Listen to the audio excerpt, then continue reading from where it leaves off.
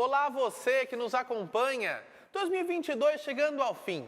Muitos aprendizados, lutas, graças alcançadas, perdas e ganhos. E nós fizemos um breve recorte. Iniciamos agora o TBT 2022.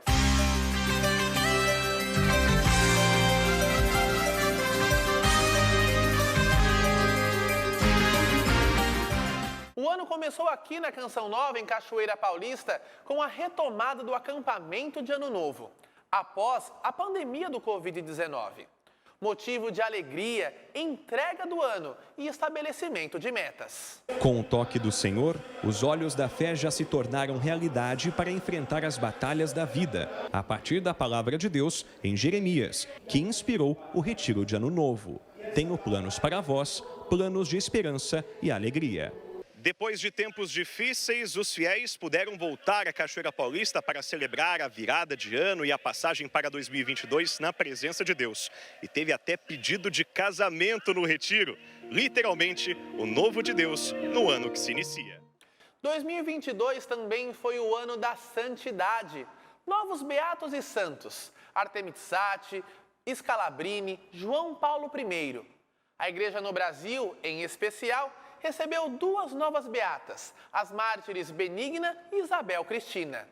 Scalabrini e Zatti, dois exemplos de santidade expostos na mesma celebração. Dois nomes diferentes, mas igualmente atuais. O fundador dos scalabrinianos viveu a missão que Deus lhe confiou junto àqueles que deixaram sua terra natal em busca de trabalho. O irmão salesiano Zatti foi migrante e dedicou toda a sua vida ao cuidado dos doentes, nos quais encontrou uma forma de servir o próprio Jesus. Ele é o primeiro salesiano não mártir a ser proclamado santo, motivo de profunda alegria e gratidão para toda a congregação e família salesiana, da qual a Canção Nova faz parte. Em sua homilia, o Papa Francisco ressaltou a humildade do novo beato que encarnou a pobreza do discípulo. Uma pobreza que não é apenas material, mas trata-se sobretudo de vencer a tentação de se colocar no centro e procurar a própria glória. Seguindo o exemplo de Jesus, afirmou o pontífice, ele foi um pastor manso e humilde. Seguendo o exemplo de Jesus, é stato pastore mite e umile. João Paulo I ficou conhecido como Papa do Sorriso, aspecto que Francisco fez questão de destacar. A beatificação da jovem Benigna Cardoso reuniu cerca de 60 mil pessoas no Parque da Exposição da cidade. A cerimônia, presidida pelo cardeal Dom Leonardo Steiner, contou com a presença de bispos e sacerdotes de diferentes locais do país. Um grande amor à palavra de Deus. Eu fico tão admirado que uma jovem tem um amor à palavra de Deus. Naquele tempo não tinha Bíblia, mas as histórias da Sagrada Escritura. E também um elemento que me encanta é que ela cuidou das tias, aquelas pessoas que acolheram a elas sem pai, sem mãe, elas acolheram. E ela não saiu do lugar justamente para cuidar. A gente até poderia dizer que é a mártir do cuidado. O processo de beatificação teve início em 2001, quando o Vaticano concedeu o título de serva de Deus. Isabel Cristina nasceu no interior de Minas Gerais. Desde cedo participava do movimento vicentino e se dedicava a causas sociais. Em outubro de 2020, o Papa Francisco autorizou a Congregação das Causas dos Santos a reconhecer o martírio de Isabel Cristina. A guerra entre Rússia e Ucrânia, infelizmente, também foi um destaque desse ano.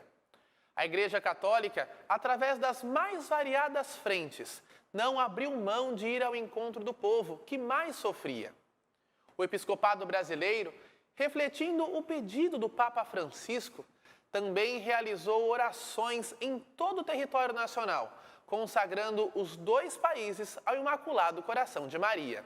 Dia 24 de fevereiro, o presidente russo Vladimir Putin deu autorização para o início dos ataques contra a capital Kiev, na Ucrânia. Até uma ligação do Papa Francisco ao presidente da Ucrânia, Zelensky, para trazer paz e conforto. Uma guerra que não tem dia para cessar, mas que vê esperança no fim, com a consagração da Rússia e da Ucrânia ao Imaculado Coração de Maria. Os bispos do Brasil acolheram e participarão do ato nesta sexta-feira. Primeiro, porque todos nós queremos a paz. Segundo, porque nós agimos em profunda comunhão com o Santo Padre. Então, um pedido do Santo Padre, a gente diria aqui no Brasil, é uma ordem para nós. No bom sentido, no sentido de comunhão, de corresponsabilidade, de colegialidade. Encontro Mundial das Famílias, comemorações das Pontifícias Obras Missionárias e Congresso Eucarístico Nacional. Festa, reflexão, formação e eclesialidade. Adoração ao Santíssimo Sacramento, testemunhos e muita alegria preencheram a Sala Paulo VI com um único desejo: proclamar ao mundo que a santidade é possível também no ambiente familiar. Francesco, filho adotivo do primeiro casal beatificado na história da Igreja em 2001, Luigi Beltrame e Maria Corsini, testemunhou a beleza de um percurso simples feito por seus pais, mas que levou aos altares, pois a base sólida do seu matrimônio foi sempre Jesus Cristo. E o momento mais esperado do dia foi a Santa Missa com o Papa Francisco na Praça de São Pedro. O Santo Padre, ao pronunciar a homilia, destacou que a família é o lugar do encontro, da partilha e da saída de si mesmo, e completou: durante esses dias do encontro afirmamos a beleza da família. Sentimos mais do que nunca que devemos defendê-la. Que dobbiamo difenderla. O pontífice também se direcionou aos jovens e afirmou que a aposta no amor familiar é corajosa e destacou que um relacionamento verdadeiro não é possessivo, traz liberdade sempre. E ao citar os momentos difíceis e de crise, o Papa recordou: não tomem a saída fácil, aquela de voltar para a casa da mãe. Vá em frente. Haverá tempos difíceis, mas o seu marido, sua esposa, tem aquela centelha de amor que você sentiu no início. Redescubram o amor. Rediscover l'amore. Já o encerramento do grande evento aconteceu após a oração do Ângelus. As famílias receberam o envio missionário do Papa Francisco e, com o coração repleto de boas experiências e gratidão, desejam percorrer o caminho através de um autêntico testemunho que a Igreja lhes indica. Sereis minhas testemunhas até aos confins da terra, e de pregai o Evangelho a toda criatura. Este é o convite de Cristo: espalhar a fé aos 4 cantos do mundo e cuidar daqueles que mais precisam. Como uma resposta a esse chamado, nasceram as Pontifícias Obras Missionárias, que são organismos oficiais da Igreja Católica com o objetivo de intensificar a formação, a animação e a cooperação missionária. O evento teve início na última sexta-feira, 11 de novembro, com centenas de bispos que lotaram a Catedral de Olinda, dedicada ao Santíssimo Salvador, para rezar a liturgia das horas. O episcopado também ganhou uma réplica da cruz peitoral de Dom Helder Câmara, que se encontra em processo de beatificação, sinal de simplicidade para servir melhor. O fim de semana ficou marcado por 2 momentos especiais: a oração do Santo Terço nos santuários marianos da Arquidiocese de Olinda e Recife, com a participação do povo de Deus, e a Vigília da Juventude no Centro de Convenções de Pernambuco, onde milhares de jovens escolheram a melhor parte, a de testemunhar a alegria de ser de Deus. Nos dias de congresso, os participantes puderam visitar exposições como a dos Servos de Deus e Veneráveis do Nordeste, além da participação em simpósios e catequeses públicas com temas voltados à Eucaristia. E o que fica de legado permanente para a Arquidiocese de Olinda e Recife, a Casa do Pão, aqui na Rua do Imperador, região central da capital pernambucana, que você confere a partir de agora nesta reportagem. –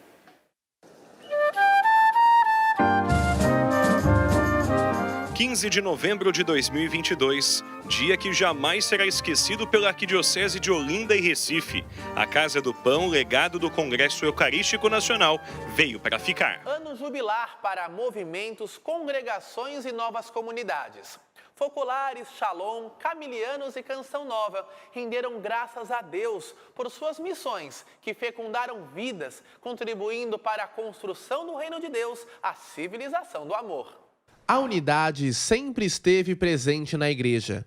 Foi um pedido de Jesus, Pai, para que eles sejam um como nós somos um. Mas foi em meio à Segunda Guerra Mundial, na cidade de Trento, que uma jovem, Chiara Lubick, suscitada pelo Espírito Santo, entendeu a necessidade de viver com e pela unidade.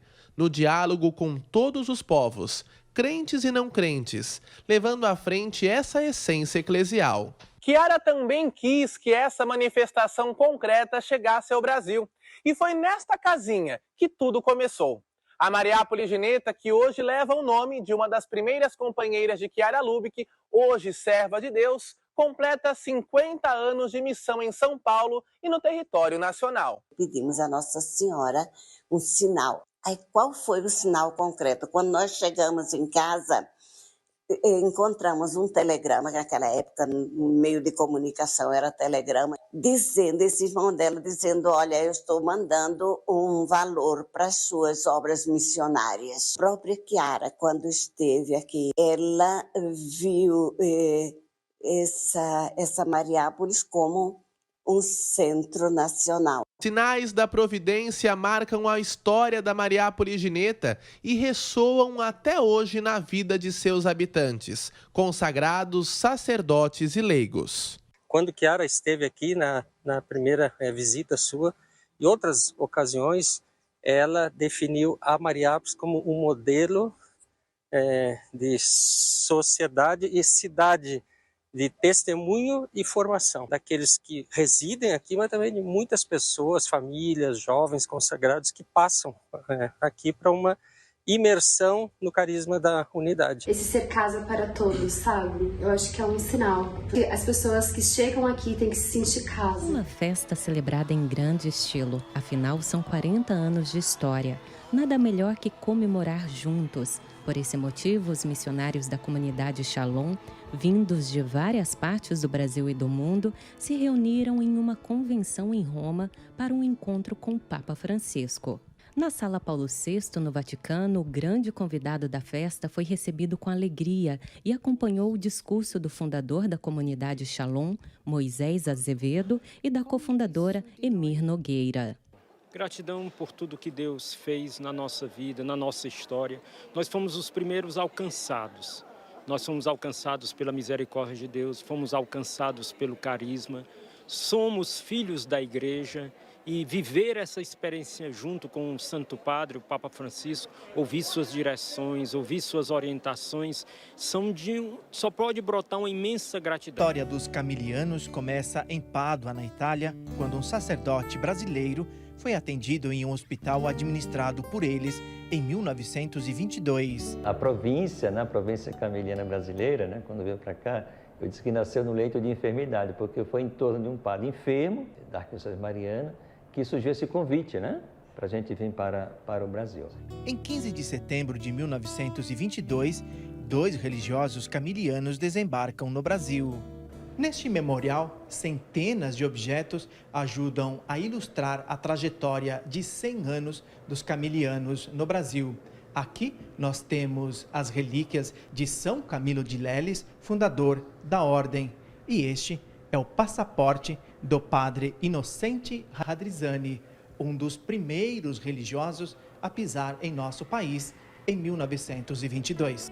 Junto dele estava o padre Eugênio Della Giacomo. Após chegarem a Minas Gerais, perceberam que São Paulo era um vasto campo de missão para o carisma camiliano.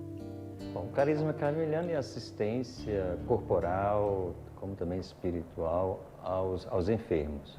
Ou podemos também dizer que é esse trabalho no campo da saúde, da enfermidade e do sofrimento. Em um século de história, eles são responsáveis por cerca de 40 hospitais, 3 centros universitários, 33 creches, dezenas de escolas e 9 paróquias. Missão gigante que demanda por novos vocacionados. Sonho que nasceu do coração de Deus e que veio para ficar.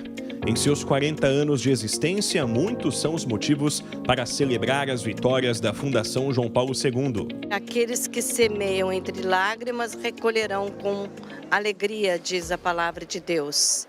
E vendo todos os nossos colaboradores, missionários, voluntários, e lembrando dos nossos sócios com eles no coração, me dá essa certeza de que é uma obra de Deus e quem a conduzirá é o Senhor da obra, o Cristo Jesus. Rádio, TV, internet. Todo o sistema Canção Nova de comunicação é mantido pela Fundação João Paulo II. O mesmo acontece com a Rede de Desenvolvimento Social. São milhares de colaboradores e missionários que se doam diariamente para cumprir com o objetivo de evangelizar com eficácia. Olhando hoje a Fundação João Paulo II, os diversos serviços que ela presta para o bem da evangelização e para o bem da sociedade, é claro que o nosso coração se enche de esperança, porque nós temos futuro. As celebrações pelos 40 anos da Fundação João Paulo II começaram com a Santa Missa aqui no Santuário do Pai das Misericórdias. E é assim, inspirados na Palavra de Deus e impulsionados pelo Espírito Santo, que a missão de evangelizar pela comunicação e pelo social continua até a vinda gloriosa de nosso Senhor. É gostoso de ver nascer e o mais bonito de ver a continuidade e aonde nós chegamos nossa missão. E tudo nasceu de um simples sim do Padre Jonas. A vontade que Deus colocou no coração dele de evangelizar os jovens. Sínodo, comunhão, participação e missão. O Papa Francisco na voz profética para uma igreja mais sinodal. O cardeal Mário Grech apresentou o documento da etapa continental. Nas 45 páginas do texto, há vozes de igrejas dos Estados Unidos, Bolívia, Terra Santa e outras nações. Temas como exclusão, clericalismo, discriminação e falta de escuta mútua são abordados. O documento da etapa continental é a segunda fase do caminho iniciado pelo Papa em outubro de 2021. A etapa sinodal vai terminar com a Assembleia dos Bispos no Vaticano nos anos de 2023 e 2024. As vocações são sempre importantes para a igreja e elas só se sustentam com a oração e acompanhamento da comunidade. Com isso, a igreja no Brasil abriu o ano vocacional.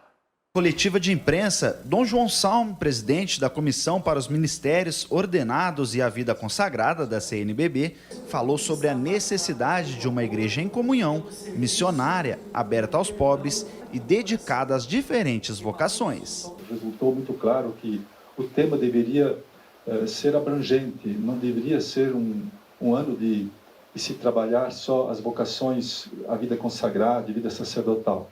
Que se tratasse mesmo da vocação como uma experiência, uma realidade que diz respeito a toda pessoa humana. Falando em vocações, novos diáconos e sacerdotes para a igreja, a partir do Carisma Canção Nova. Mãos que escreveram a profissão de fé e juramento.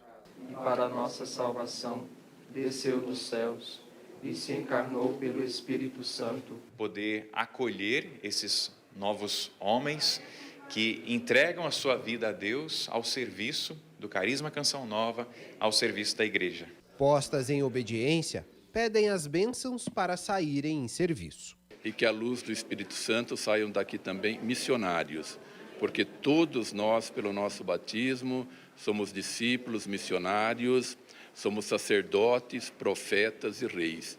Tocando a palavra de Deus, levando as vestes dos cílios, essas mesmas mãos se abaixam, tocam o chão para se transformarem.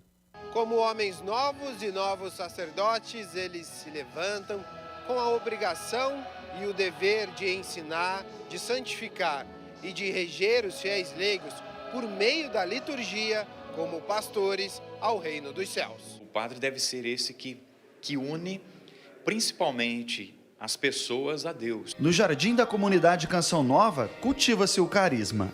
Lucas e Felipe disseram sim para a vida como irmãos consagrados, em que se doar é a maior missão.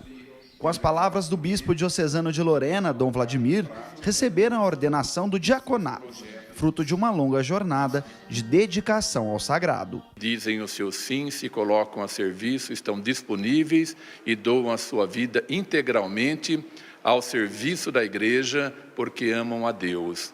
Acolher os projetos de Deus nem sempre é tarefa fácil. No momento que se prostam, permitem a ação do Espírito Santo. É o início de uma restauração. 2022 também foi um ano de perdas.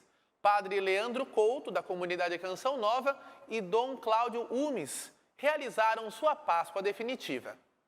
O coração acolhedor e quente da comunidade Canção Nova está apertado com as despedidas a um de seus filhos. Nesta quinta-feira, 19 de maio, o padre Leandro Paulo do Couto partiu para a alegria do Senhor.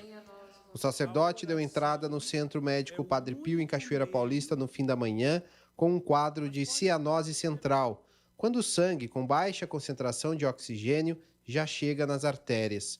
Após sucessivas manobras de reanimação cardiopulmonar, o padre não resistiu e, aos 41 anos, veio a óbito. Eu creio que a palavra que fica no nosso coração é o desejo de santidade, né? Em uma das suas mídias sociais, ele falava muito das frases dos santos e trazia para nós que nós possamos ser santos e ter cada vez mais que o nosso lugar é o céu. Dom Cláudio Umes faleceu hoje pela manhã em sua casa na zona sul da capital paulista. Ele tinha 87 anos e há alguns anos lutava contra um câncer no pulmão. Nos últimos meses, optou por fazer o tratamento em casa. Ao longo do dia, a Catedral da Sé foi sendo preparada para a acolhida do corpo. No meio da tarde, o cardeal Odilo Scherer, que foi bispo auxiliar de Dom Cláudio por 4 anos, falou da proximidade que tinha com ele e também do legado deixado por Dom Cláudio à Igreja e toda a sociedade. O arcebispo acompanhou Dom Cláudio nos últimos dias no enfrentamento da enfermidade. Bem, eu admirei sempre Dom Cláudio pela sua visão das coisas, visão larga. Segundo, a firmeza com que fazia suas propostas. O terceiro, a mística franciscana. Ele é um franciscano. Então, a mística franciscana que está por trás de suas propostas. Então, Dom Cláudio viveu isso pessoalmente, esta mística franciscana que se traduziu também no seu lema episcopal: vós todos sois irmãos, uma frase de Jesus aos apóstolos, vós todos sois irmãos. E ele procurou traduzir isso em ação, em proposta de ação, para que, de fato, isso se concretizasse mais e mais na vida da igreja, na vida da sociedade. Também com um pesar, após celebrar 58 anos de vida sacerdotal em sua casa em Cachoeira Paulista, a família Canção Nova se despediu do seu fundador, Monsenhor Jonas Habib. Às vésperas de completar 86 anos de vida, comoveu a igreja no Brasil e no mundo com sua partida para a casa do Pai. O seu funeral, que durou 3 dias, movimentou fiéis de várias localidades e seu corpo foi sepultado no Santuário do Pai das Misericórdias. É chegada a hora da despedida, física, pois sempre estará viva em nossos corações. A minha experiência com o Padre Jonas começa em 1974, quando eu estava me preparando para o vestibular de medicina. Num retiro que eu fui fazer, era uma experiência de oração. E ali Deus colocou no meu coração o desejo de ser sacerdote, médico de almas e não mais dos corpos. A vida não é tirada, mas transformada. A trajetória cristã, sobretudo, é uma Páscoa contínua. Para Monsenhor Jonas, Páscoa definitiva. Aqui se encontra o corpo, os restos mortais dele, mas a alma está com Deus, está contemplando Deus face a face. Isto é um consolo para cada um de nós. Ele que ao longo da sua missão sempre falou da vida eterna, sempre convidou todos para viverem na santidade. A palavra de Deus nos garante: jamais morrerão aqueles que acreditam e vivem em Deus. A vida de Monsenhor Jonas foi plena de amor. 85 anos, 58 de sacerdócio, exercício pleno de uma busca por um mundo de sol verdadeiro, que é o próprio Senhor. Padre Jonas deixa para nós um grande legado de amor à igreja, de amor à vida de oração e, de modo muito especial, como já está sendo falado, a sua grande humildade, que eu diria que é um grande sinal de santidade, e ele era um homem profundamente humano. Se pudéssemos, descreveríamos por horas a pessoa de Monsenhor Jonas Habib. Se hoje estamos aqui, é porque somos frutos do seu sim. Dai-nos a graça, Senhor, de sermos fiéis, para que um dia sejamos acolhidos pelo Pai das Misericórdias no céu, a exemplo de nosso pai fundador. O testemunho de Padre Jonas atravessou fronteiras e vai por todo lugar, e agora mais ainda, porque agora do céu ele vai interceder por cada um de nós, a começar pela Canção Nova, para que continue esta obra de evangelização, comunicando, né? Vocês são da comunicação, comunicar a palavra de Deus, comunicar a pessoa de Jesus Cristo. Isso ele fez e nós temos que seguir o seu exemplo. Tudo entregou, nada restou, livre ficou para amar a Deus e junto de Maria proclamar o Magnífica. O poderoso realizou em ti maravilhas. Ele vem cuidar da obra melhor agora do que antes. Eu me sinto emocionado por estar aqui hoje, ver esta multidão que certamente sente o reflexo do bem que este homem fez, que esse santo fez. Desculpe, para mim, já está na glória de todos os santos. Obrigado, Padre Jonas. Obrigado pelo carisma fundado para o fim dos tempos. Obrigado por nos ensinar que somos uma igreja que aguarda e apressa a vinda gloriosa do Senhor, o mesmo que o recebeu na glória e que o Senhor sempre viveu à espera e não foi surpreendido. Não dá mais para voltar. O barco está em alto mar. O carisma vive, sua voz ressoa nos corações que esperam em Deus. Os testemunhos vão continuar. Até breve, Monsenhor. Nos aguarde aí em cima, pois com sua intercessão chegaremos.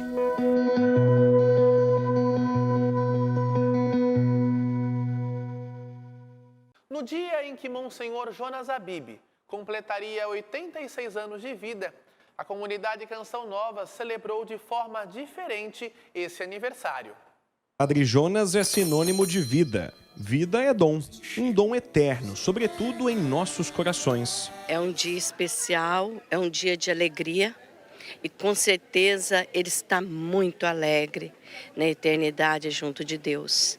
E nós precisamos estar assim, porque essa é a nossa meta. É pela missa que louvamos a nosso Senhor.